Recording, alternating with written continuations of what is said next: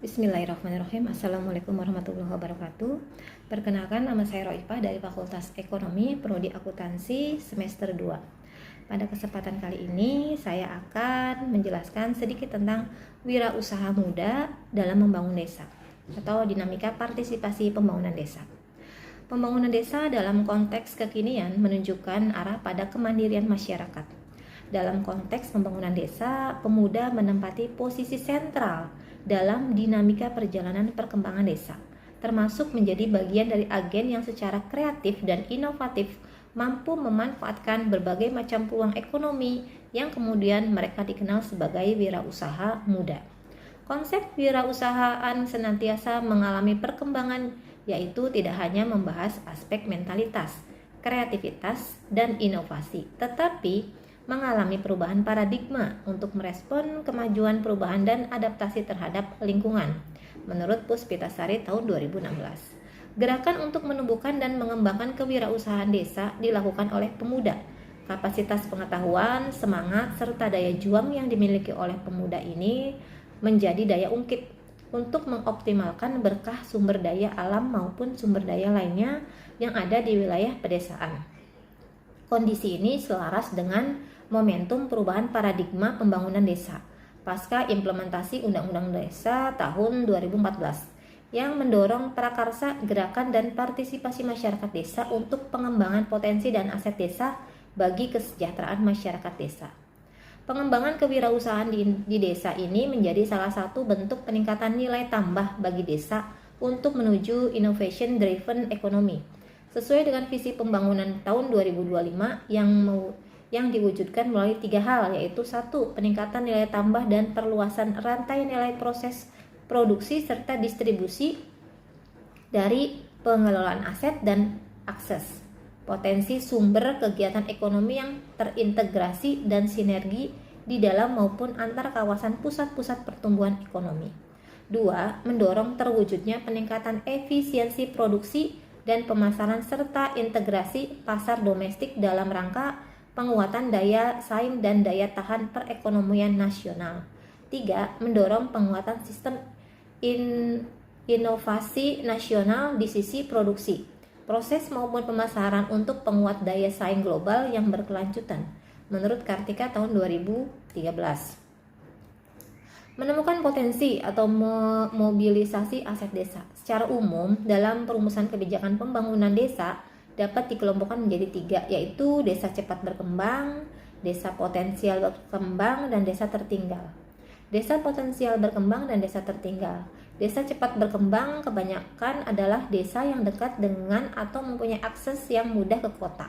Kegiatan ekonomi masyarakatnya sudah mulai berorientasi pada ekonomi pasar dan menunjukkan perubahan dalam adat dan kebudayaannya. Sementara kelompok desa potensial berkembang, kegiatan ekonomi masyarakatnya ada di sektor primer, yaitu pertanian dan perkembangan dengan ciri homogen dalam hal adat dan kebudayaannya.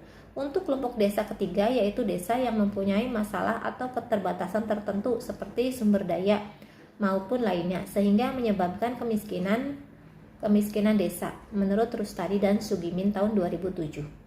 Menggerakkan partisipasi mengalirkan manfaat bagi desa. Konsep partisipasi masyarakat. Salah satunya dapat mengacu pada Michelson Rukminto tahun 2008, yaitu 1. Partisipasi adalah kontribusi sukarela dari masyarakat dalam suatu proyek pembangunan, tetapi tanpa mereka ikut terlibat dalam pengambilan keputusan. 2. Partisipasi adalah proses pembuat masyarakat menjadi lebih peka dalam rangka menerima dan merespon berbagai proyek pembangunan.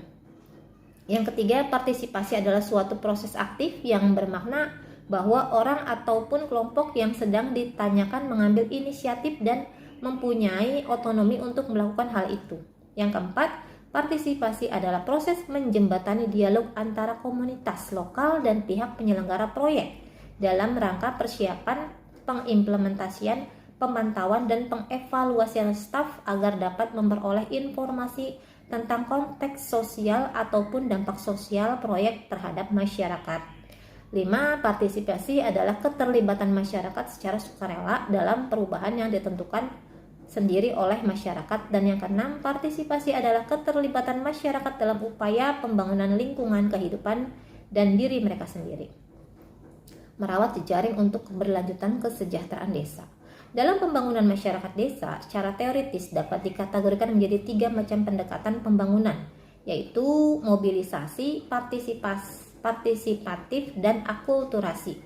Pada pendekatan mobilisasi, masyarakat menjadi sasaran, tidak memiliki andil apapun dalam merencanakan pembangunan yang dilakukan. Sementara pada pendekatan partisipatif, antara perencana pembangunan secara bersama-sama merancang dan memikirkan pembangunan yang dilakukan oleh masyarakat. Dalam pendekatan akulturatif, masyarakat sasaran dibebaskan untuk memilih apakah ikut terlibat dalam program yang dirancang mereka atau tidak, menurut Soeharto tahun 2016. Dalam hal ini, secara konsep menjadi penting untuk memahami karakteristik dari komponen pengelola pembangunan masyarakat, sehingga memiliki hubungan kerjasama yang erat dalam memberikan gagasan, ide, perhatian, dukungan, pendampingan yang saling melengkapi. Selanjutnya, kesimpulan, pembangunan desa merupakan salah satu bentuk investasi negara, baik berupa kebijakan maupun pendanaan. Ini memiliki sederet tujuan mulia, yaitu untuk mendistribusikan layanan sosial bagi masyarakat, menanggulangi kemiskinan, meningkatkan kualitas hidup, dan penghidupan sumber daya manusia, membuka kesempatan kerja yang berujung pada kesejahteraan masyarakat desa. Dengan demikian, tidak terjadi kondisi stagnasi produktivitas, yaitu desa dapat tumbuh seiring dengan adanya pasokan-pasokan input pendapatan bagi desa karena adanya optimalisasi pemanfaatan sumber daya lokal desa. Para wirausaha muda ini muncul dari lingkungan sosial desa yang memiliki permasalahan sosial berupa kemiskinan maupun pengangguran. Dengan bekal spirit kewirausahaan, mereka mampu melakukan pencarian dan pengimplementasian peluang bisnis sesuai sumber daya yang ada di desa dengan orientasi pemecahan masalah sosial desa. Keterlibatan mereka dalam pembangunan desa menunjukkan bentuk partisipasi real yang berkesinambungan sebagai hasil proses interaksi antara kegiatan bisnis dan pengorganisasian masyarakat dengan menunjukkan orientasi budaya modern, kreatif, dan inovatif. Tentunya, hal ini menjadi inspirasi bagi pemuda desa lainnya agar berkontribusi bagi desa tanpa harus meninggalkan desa, melainkan membangun strategi kreatif dan inovatif untuk menumbuhkan gerakan ekonomi berkelanjutan di desa. Secara jangka panjang, bentuk kontribusi para wirausaha muda desa ini dapat memberikan kesejahteraan berkelanjutan bagi masyarakat pedesaan baik di level lokal maupun nasional.